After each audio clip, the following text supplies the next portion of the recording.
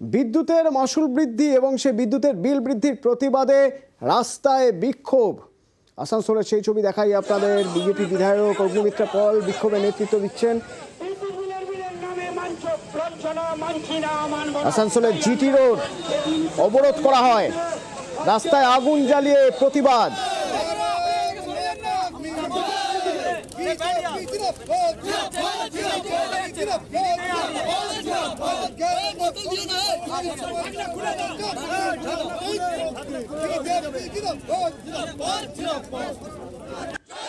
প্রতিনিধি দীপক আমার সঙ্গে রয়েছে। দীপক, বেশ কতক্ষণ ধরে চলে এই অবরোধ?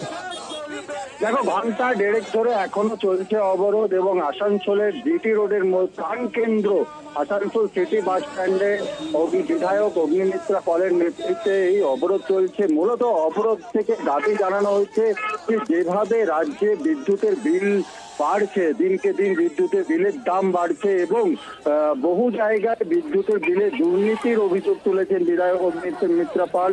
এই দাবিতে আজ আসানসোল কর্পোরেশন মোড় থেকে মিছিল বার করা হয়। কর্মী সমর্থকদেরকে নিয়ে বার করেন তিনি, মিছিল বার করেন এবং আসানসোল সিটি বাস স্ট্যান্ডে বিদ্যুৎ দপ্তরের কাছে যখনই মিছিলটি আসে তখনই রাস্তায় বসে পড়েন তিনি এবং টায়ার জ্বালিয়ে অবরোধ চলছে।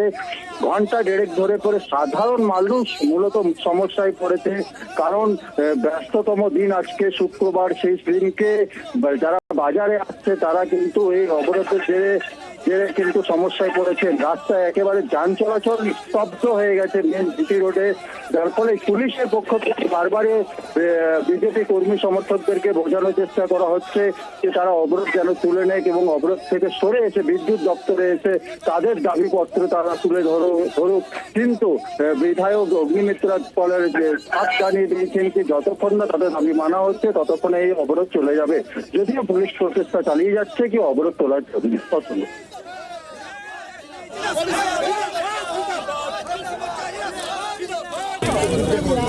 সাধারণ লোকের ডিস্টার্ব করে কি অসুবিধা আছে? যুক্তিটা এই জন্য সাধারণ লোকের ডিস্টার্ব করবো না। গাড়ি পাশ থেকে ছেড়ে দিন, গাড়ি যা আছে গাড়ি পাশ থেকে ছেড়ে দিন।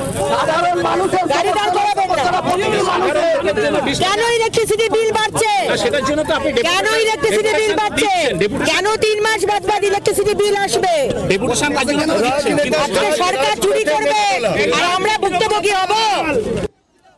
ইলেকট্রিসিটি ডিপার্টমেন্ট থেকে 3 মাস অন্তর অন্তর বিল পাঠানো হচ্ছে, আর সেই বিল বিরাট বড় বড় বিল।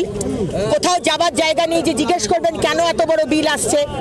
আজকে ইলেকট্রিসিটি পার ইউনিট কস্ট পশ্চিমবঙ্গের সব থেকে বেশি। আজকে কন্ট্রাকচুয়াল ওয়ার্কারদের দিয়ে কাজ করানো হচ্ছে, তাদেরকে মাইনে দেওয়া হচ্ছে না। আজকে স্কাডা বলে একটা জায়গা তৈরি করা হচ্ছে এখানে আমাদের জেলায়, যেখানে শুধু কম্পিউটারাইজ ভাবে পুরো সিস্টেম চলবে। তাহলে মানুষগুলো যাবে কোথায়? চাকরি কোথায়? খাবে কি? এই সমস্ত দাবি নিয়ে আজকে আমরা এখানে এসেছি।